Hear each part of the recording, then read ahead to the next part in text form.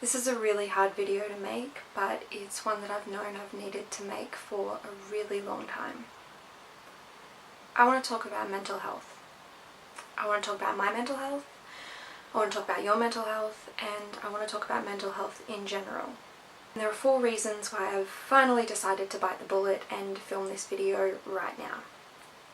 The 4th reason I'll come to later on in this video, but the first reason is that October is Mental Health Awareness Month in New South Wales, which is my home state in Australia.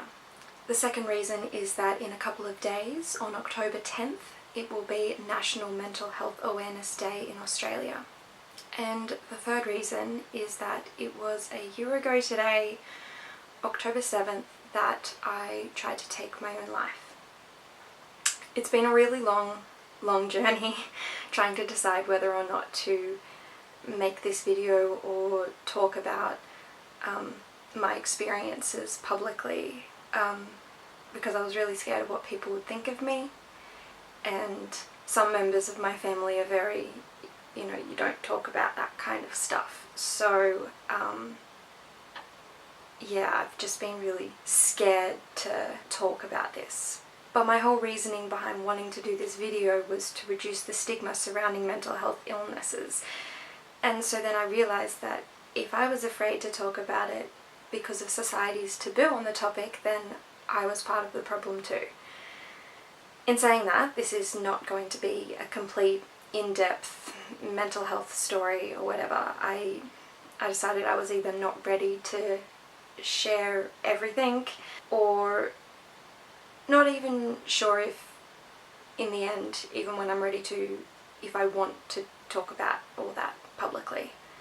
So yeah, this is just going to be a quick overview of my situation, a chat about mental health in general, and a talk about things you can do if you're suffering or if someone you love is suffering with a mental health issue. Personally, I've had a long road to travel in terms of mental health, and it's one that I've kind of had to reconcile that I'll be on for a long time, possibly forever. I'll always have to watch myself, keep myself in check. I first saw a counsellor when I was 8 years old, and I've been in and out of different forms of psychological and psychiatric treatments ever since then, really. I was first put on medication for depression and anxiety at that point when I was 16. I was properly diagnosed when I was 18. I'll come to that in a moment. And when I was 19, I spent 5 weeks in a psychiatric clinic, which was, as you can imagine, a barrel of fun. Yeah, in the past few years I've ended up in hospital a number of times in an acute distress state, and I remain on medication today, and I probably will for a very long time.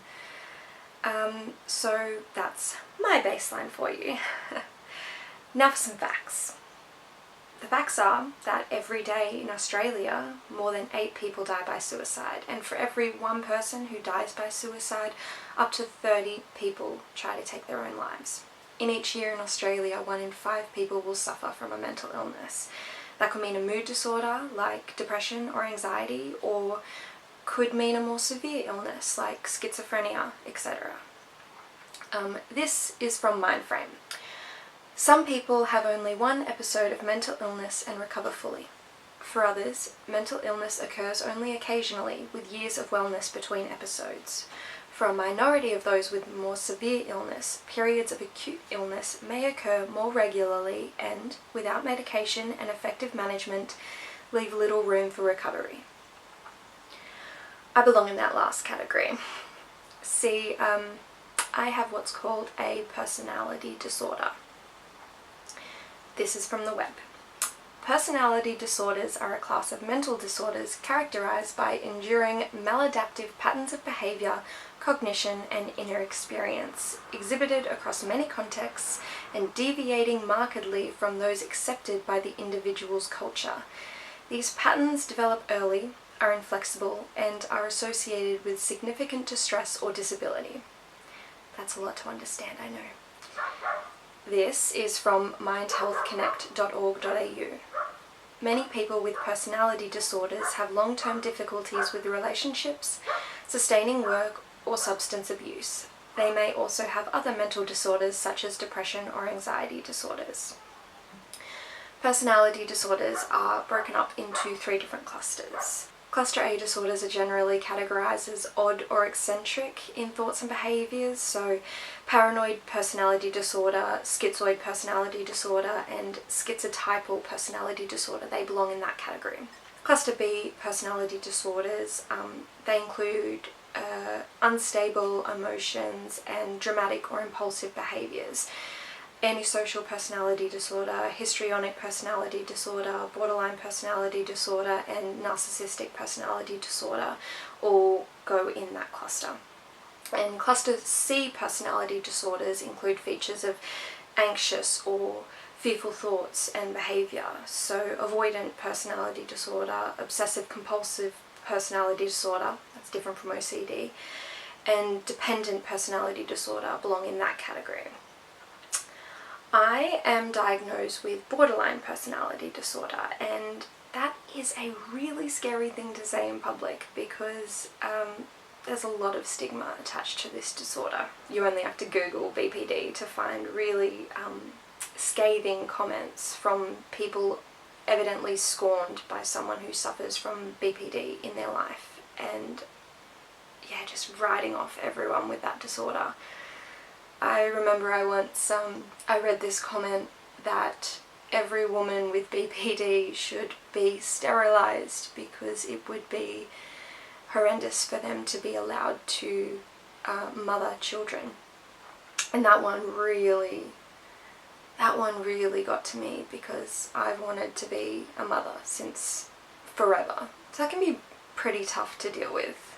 At the beginning of this video, I noted that I had 4 reasons for making this video, and October is Mental Health Awareness Month in New South Wales, but also the 1st to the 7th of October is Borderline Personality Disorder Awareness Week. I find it kind of ironic that it was on the final day of this awareness week last year when I tried to commit suicide.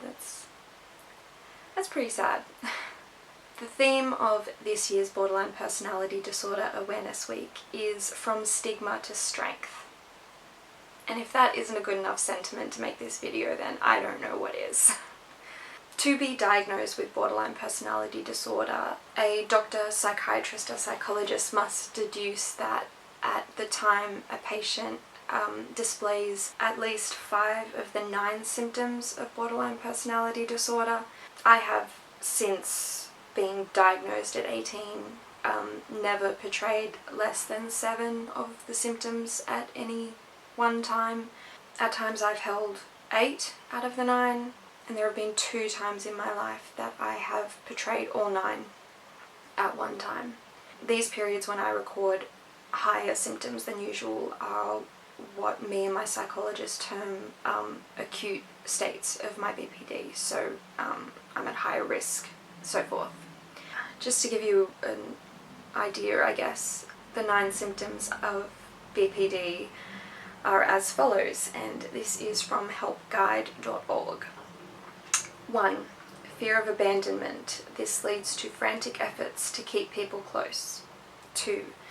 Unstable relationships. People with BPD tend to have relationships that are intense and short-lived. Your relationships either seem perfect or horrible with nothing in between. Those around you may feel like they have emotional whiplash from your rapid swings between idolization and devaluation, anger and hate. 3. Unclear or unstable self-image. See, when you have BPD, your sense of self is pretty typically unstable. You might feel good about yourself some days, and sometimes you just hate yourself. And you may even view yourself as evil. You probably don't have a clear idea who you are or what you want to do in life. As a result, you may frequently change jobs, friends, lovers, religion, values, and goals. 4.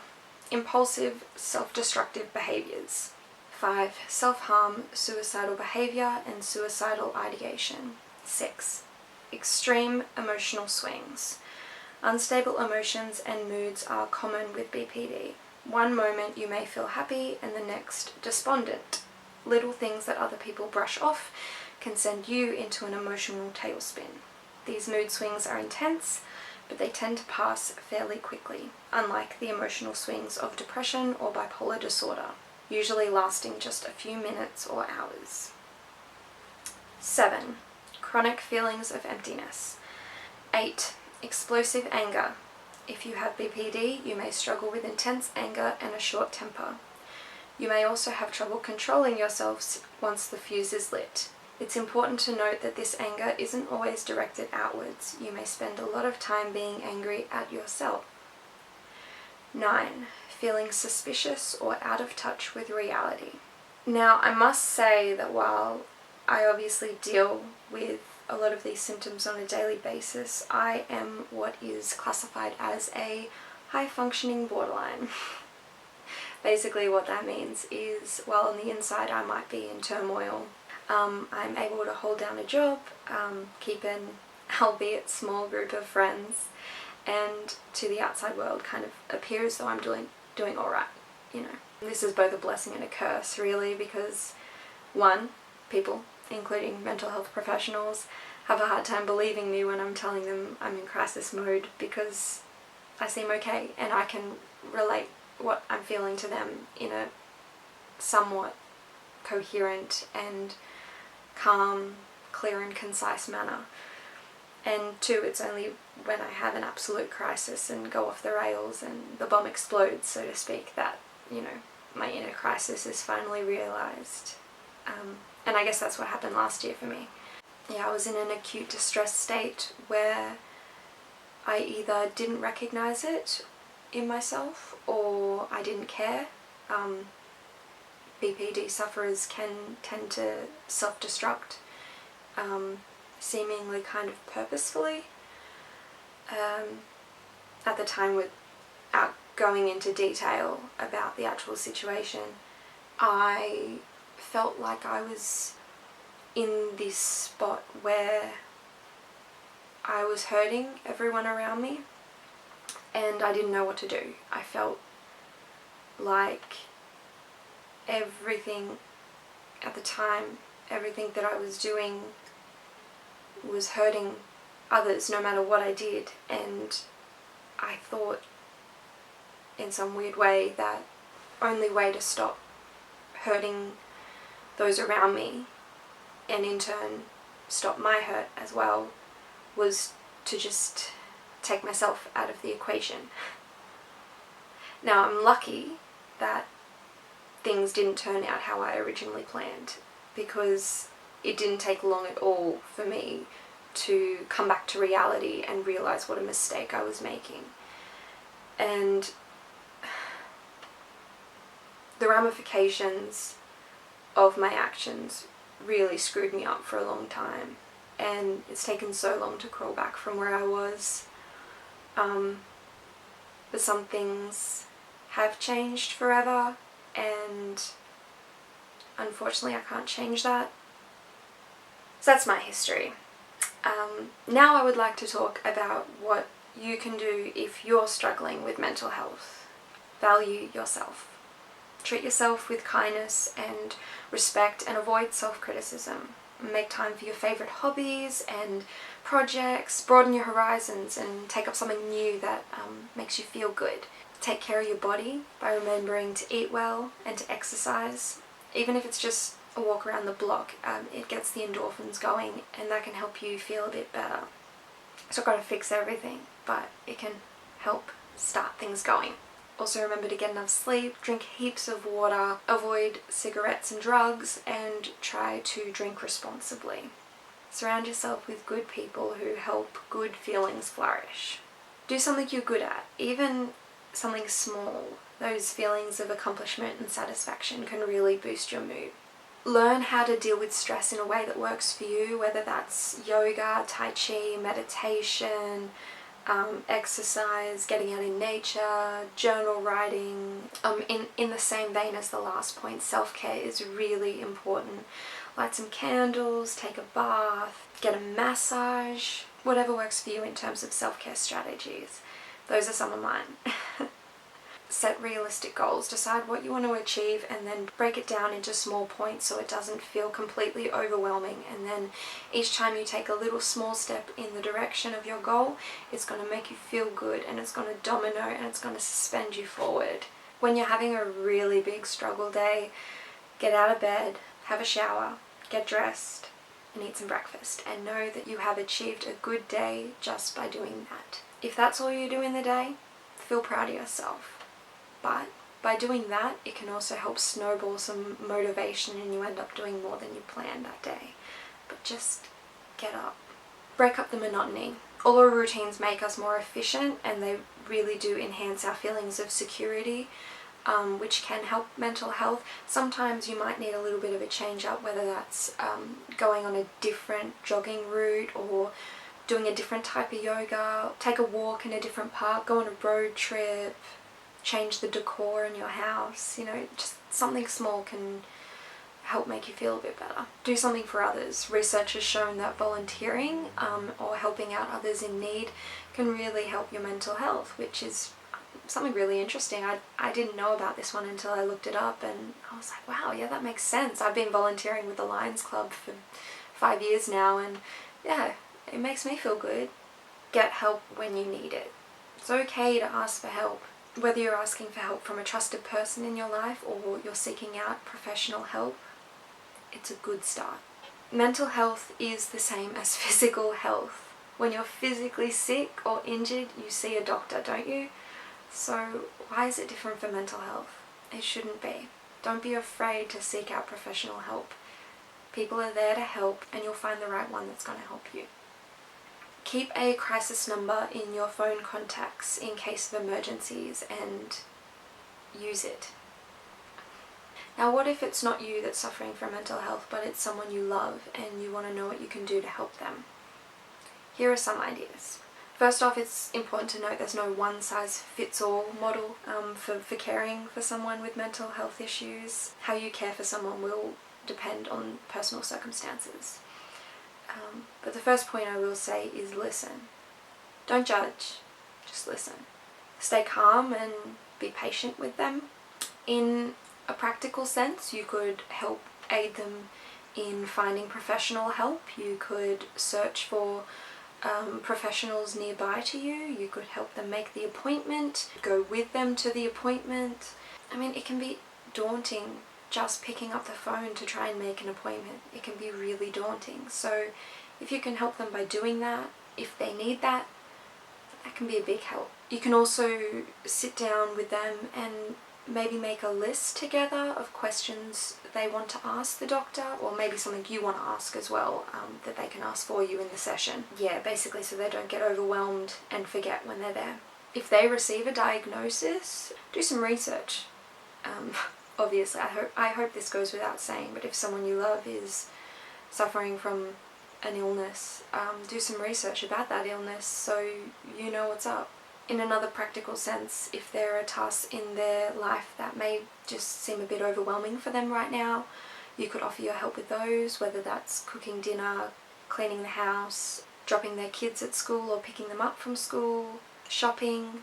I mean, all these little things can seem really daunting when you're feeling under the weather mentally. At the same time though, encourage them to try and keep up with daily tasks, and their own independence, but just be there for help if they need it, But mainly you can just be a friend, be someone who can walk this journey with them, someone to listen when they need it, someone not to judge them, even just being a presence that they feel beside them, to know that they're not alone in their struggle. Now, if someone you love is clearly struggling but refuses to get professional help, that can be really, really tough. I've experienced this, and it can be really frustrating and draining if it goes on for a long time. The main thing here is to try and stay patient and supportive, But in the end, you may have to remind yourself that you can't force someone to talk to you, and you can't force someone to talk to someone else.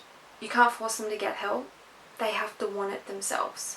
You can't seek professional help on behalf of someone else, but if it is an emergency, for example, if you feel that someone is at risk of hurting themselves or others, you are able to contact a crisis service or call an ambulance. They may get angry or upset about this, but in time they should come to realize that you were just trying to help them. So feel comfort in that. Now, there's a lot more advice out there. I'm not a professional. I'm just sharing a few things that I know that might help. That's just a starting board. I'll put more resources in the description box down below. Yeah, personally I am really proud to say that I'm in a much better place than I was a year ago, and I can't tell you how much joy it brings me simply to say that. I can't believe that I've gone from being someone so fragile and vulnerable a year ago to someone who's taken a huge leap of faith, moved countries, and is fairly well thriving in my new environment. Yeah, I'm pretty proud of myself. And while I know that mental health will always be a struggle for me, and I'll probably always be on medication or under mental health guidance of some sort, I know that I've taken huge steps forward with my mental health. Self-care practices have been a huge part of that, and I'll probably do a video in the future about my self-care strategies and tips. If you want to see that video, let me know. But yeah, thank you so much for listening. This has been really hard to talk about, and I'm honestly really scared to put this out there on the internet for the whole world to see, even though I haven't even shared that much of my story. But yeah, I'm still really nervous about it. But yeah, what I'm trying to do is reduce stigma, I guess, and that is how we start, by talking about mental health. So yeah, thank you for listening, and I hope maybe this helped you in some way. Peace and love.